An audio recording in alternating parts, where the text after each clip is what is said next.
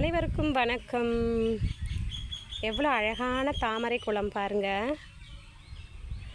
இந்த குளம் முழுக்க தாமரை பூக்கள் தான் அழகாக பூத்துருக்கு. தாமரை மொட்டு குளம் இருக்குது.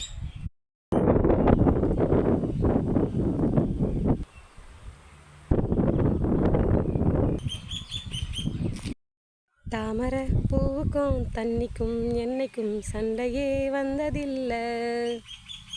எவ்வளோ அழகாக இருக்குது பாருங்கள். பூக்கள், தாமரை பூக்கள், மொட்டுக்கள், தாமரை. இது ரோஸ் கலரில் இருக்குது இந்த தாமரை. சூப்பராக இருக்கு.